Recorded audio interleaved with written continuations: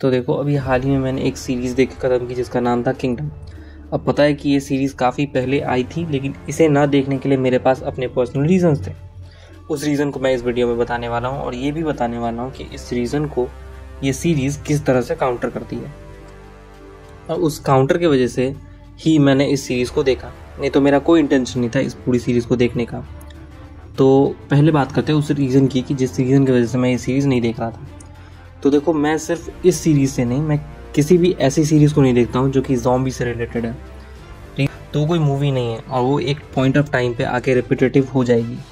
Reason being simple, आप उस story को एक लूप पे घुमाते रह जाओगे। किसी कारण से उन लोगों को ज़ॉम्बी के कंजेस्टेड इलाके में जाना पड़ा, वहाँ वो लोग गए, ज़ॉम्बी की वजह से फंस गए, और फिर वहाँ से वापस नहीं आने के लिए उन्हें जो चीज़ें करनी पड़ी वो उन्होंने की, उनमें से कोई एक मर गया, और इसी पूरे लूप पे वो पूरी स्टोरी चलती रहती है। और इस पूरे रीज़न की वजह से ये पूरा जो ज़ॉम्बी का एक सीरीज़ का आइडिया होता है वो फ्लॉप होने लगता है और वो काफ़ी ज़्यादा बोरिंग होने लगता है। और जब आप कोई भी सीरीज़ या कोई भी मूवी देख रहे हैं तो आपका जो क्लियर इंटेंशन है वो है बोर नहीं होना। तो मूवी अगर आप देख रहे हो ज़ॉम्बी से रिलेटेड तो एक फैक्टर होता है, वो लगातार बना रहता है कैरेक्टर्स के लिए, लेकिन सीरीज़ में ये चीज़ धीरे धीरे करके डिप्लीट होने लगती है। और एक पॉइंट आता है जब आप सिर्फ किसी भी ज़ॉम्बी से रिलेटेड सीरीज़ को मजबूरी के लिए देख रहे होते हो, क्योंकि आप इतने टाइम से देख रहे हो। और आप अब अगर हम बात करें कि इस सीरीज़ को मैंने क्यों देखा और मैंने इन 2 पॉइंट्स को इस सीरीज़ ने कैसे काउंटर किया, तो उससे पहले बात कर लेते हैं सीरीज़ में 2 ऐसे इंसिडेंट्स की जो कि आपको ये समझने में हेल्प करेगी कि आखिर मैंने इस सीरीज़ को देखा क्यों। तो जिस 2 चीज़ों की मैं बात कर रहा हूँ वो है दोनों ही ज़ॉम्बीज़ का एक सिंपल सा चेंज कह लो आप, या अपग्रेड कह लो, जो कि सीरीज़ ने अपने ज़ॉम्बीज़ के साथ किया है। तो उसको सिंपली समझाने के लिए मैं ऐसे कहूँगा कि इस सीरीज़ में जो ज़ॉम्बी हैं वो लाइक अ वैम्पायर्स हैं देन अ ज़ॉम्बी। अब मैं ऐसा क्यों बोल रहा हूँ, क्योंकि वैम्पायर्स भी ऐसे ही होते हैं कि वो अगर किसी को काट ले तो वो भी वैम्पायर्स बन जाते हैं। बट इसमें 2 और गुण हैं ज़ॉम्बीज़ के जो वैम्पायर से मिलते हैं, और वो है रात को जगना और एक सुपर स्पीड। यानी कि जो इस सीरीज़ में ज़ॉम्बी हैं वो काफ़ी तेज़ दौड़ सकते हैं, ना कि उन दूसरे ज़ॉम्बीज़ की तरह जो आपने दूसरे किसी सीरीज़ में देखी होगी, जो धीरे धीरे दौड़ते थे या धीरे धीरे चलते हुए या लड़खड़ाते हुए किसी का पीछा करते थे। इस सीरीज़ के ज़ॉम्बी काफ़ी ज़्यादा तेज़ हैं, और यही डिफरेंस है किसी दूसरे सीरीज़ में और इस सीरीज़ में, कि इसने अपने ज़ॉम्बीज़ के साथ कुछ चेंजेस किए हैं। यहाँ दूसरी बात की आती है वो है कि इस सीरीज़ के जितने भी ज़ॉम्बीज़ हैं वो रात को जगते हैं और सुबह को सोते हैं। यानी कि दिन होते ही सूरज के उजाले में वो कहीं अंधेरी जगह में या किसी ऐसी जगह में चले जाते हैं जहाँ पे धूप नहीं पड़ती है। तो ये 2 चेंजेस इस पूरे सीरीज़ ने अपने ज़ॉम्बीज़ के साथ किए, जो कि मुझे काफ़ी अच्छी लगी, और यही रीज़न बना मेरा इस सीरीज़ को देखने का। अब इस चीज़ ने किस तरह से इम्पैक्ट किया इसकी पूरी स्टोरी पे, ये मैं आपको समझाता हूँ। तो देखो, अब वो पॉइंट आ रहा है जहाँ पे मैंने इस सीरीज़ को क्यों देखा। तो जैसा कि मैंने बोला कि ये सीरीज़ रिपीटेटिव हो जाती है जब भी आप ज़ॉम्बी के ऊपर कोई सीरीज़ बनाते हो, तो उस चीज़ को इस सीरीज़ ने काउंटर किया कि इस सीरीज़ में पूरी में रात को अलग चीज़ें हो रही हैं और सुबह को अलग चीज़ें हो रही हैं। रात को जो ज़ॉम्बी वाला एस्पेक्ट है वो तो है ही, लेकिन सुबह में एक 2-3 अलग अलग एंगल चल रहे हैं। एक पॉलिटिकल एंगल है, एक सर्वाइवल का एंगल है, और एक और एंगल है इसमें लोग प्रिपरेशंस कर रहे हैं कि रात को जब ज़ॉम्बी जागेंगे तब उन्हें क्या करना है।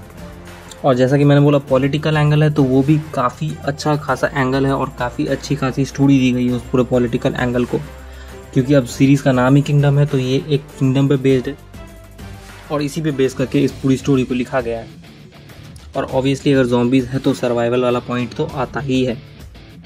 अब क्योंकि शो को एक अलग से स्टोरी भी मिल गई है, सिर्फ ज़ॉम्बी के ऊपर स्टोरी बेस नहीं रह गई है, तो आपको ये रिपीटेटिव और बोरिंग तो लगने का सवाल ही नहीं उठता। और इसके सिवाय भी स्टोरी को बैकअप करने के लिए कि अगर ये चीज़ फेल हो रही है तो 2-3 चीज़ें और हैं, जैसे कि प्रिपरेशन और सर्वाइवल, जो कि चीज़ मैंने बोली। और ऐसा नहीं है कि इस सीरीज़ ने मेकअप के ऊपर या आर्टिस्ट के ऊपर कोई भी खर्चा बचाने की कोशिश की है। अब नेटफ्लिक्स का शो है तो यार ऑब्वियसली फंड्स की तो कोई कमी होने वाली नहीं है। और जैसा कि मैंने बोला कि इसी 2 कारण से इस पूरे सीरीज़ को देखने का नज़रिया मेरा बदल गया, और इसी कारण से मैं इस सीरीज़ को देखना स्टार्ट किया। अब अगर सीरीज़ की बात करें कि ओवरऑल क्या है, तो हाँ, इस सीरीज़ को देख सकते हो, काफ़ी अच्छी सीरीज़ है। और काफ़ी अच्छा मुझे भी देख के लगा कि काफ़ी टाइम के बाद हॉरर के साथ साथ एक रिफ्रेशिंग सी स्टोरी देखने को मिली। 6 एपिसोड्स हैं, 2 सीज़न है, नेटफ्लिक्स पे पूरा अवेलेबल है। 45 मिनट्स के आसपास का रन टाइम है हर एक एपिसोड का।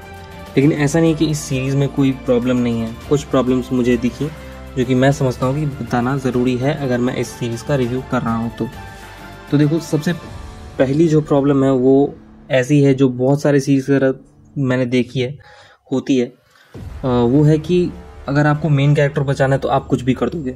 हाँ, लिटरली बहुत सारे सीन्स में ऐसा हुआ है कि आपका मेन कैरेक्टर खतरे में और कुछ भी अचानक से हो गया जिसकी वजह से वो बच गया। अब ऐसा नहीं है कि मेन कैरेक्टर हमेशा बचेगा, लेकिन मोस्ट ऑफ द टाइम वो बच गया। अब मैं ज़्यादा कुछ बोलूँगा नहीं तो स्पॉयलर्स हो जाएगा कि लास्ट में मेन कैरेक्टर मरता है या जिंदा रहता है, तो वो आप देख लेना सीरीज़ में। और एक दूसरा प्रॉब्लम जो छोटा सा लगा मुझे इस शो के साथ वो था कि इस शो ने अपने पूरे स्टोरी को इंटरेस्टिंग रखने के लिए नाक को सीधा ना पकड़ के घुमा के पकड़ा है। यानी कि बहुत सारी चीज़ें ऐसी की हैं जो लगता है कि यार ये करने का ज़रूरी नहीं था। अगर आप सिंपली भी स्टोरी को जाने देते तो हो सकता था कि आपका जो पर्पस था वो अचीव हो जाता। आपको ऐसा कुछ अजीब सा दिखाने की ज़रूरत नहीं थी। तो लेकिन फिर भी सीरीज़ ने जो किया है वो काफ़ी ठीक ठाक है, और आप अगर देखना चाहते हो तो पूरी फैमिली के साथ इस शो को एंजॉय कर सकते हो। अगर आपकी फैमिली देखना चाहती है इतना ज़्यादा ब्रूटल और इतना ज़्यादा खून खराबा तो ऑब्वियसली, और किसी लेजेंडरी सीरीज़ के साथ इसे कंपेयर मत कर देना या किसी लेजेंडरी मूवी के साथ इसे कंपेयर मत कर देना। लेकिन हाँ, एक काफ़ी अच्छी सी डिसेंट सी स्टोरी है इसमें, और काफ़ी अच्छी एक्टिंग की है हर एक कैरेक्टर ने। अब सवाल आता है कि इसको आपको डब में देखना है या सब्स में देखना है। तो मैं तो यह रिकमेंड करूँगा कि आप इसे डब में देखो, क्योंकि डबिंग भी काफ़ी अच्छी है। और जब आप सब्स में देखते हो तो प्रॉब्लम ये हो जाती है कि आप नीचे देख रहे हो, सीन पे कुछ और चल रहा है, तो वो बहुत सारा ऐसा पॉइंट होता है जो छूट जाता है। तो मैं नहीं चाहूँगा कि आपका कोई भी पॉइंट मिस हो, तो आप इसे डब में ही देख लेना। बहुत डिसेंट सी डब है जो कि मुझे अच्छी लगती है नेटफ्लिक्स की, यानी कि डबिंग एबव एवरेज होता है किसी भी शो का उनका। तो देखो, यहाँ पे इस पूरे शो की जो रिव्यू है वो ख़त्म हो चुकी है। मैं बस यही बोलना चाहूँगा कि इस चैनल को 26-27 लोगों ने सिर्फ शॉर्ट्स के लिए सब्सक्राइब कर रखा है, लेकिन मैं इस चैनल पे सिर्फ शॉर्ट वीडियोज़ नहीं डालूँगा, उसमें लॉन्ग फॉर्मेट कंटेंट भी आएगा। और मैं ये चाहता हूँ कि आप पर्सनली उस लॉन्ग फॉर्मेट कंटेंट को भी देखो, रिव्यू करो, और जैसा भी हो, अच्छा लगे आपको या बुरा लगे ये रिव्यू, तो वो कमेंट में मुझे बताओ, ताकि मैं अपनी प्रॉब्लम जो है इस वीडियो में उसे सुधार कर अगले वीडियो में इम्प्रूव करके फिर अगले वीडियो को थोड़ा क्वालिटी दे सकूँ।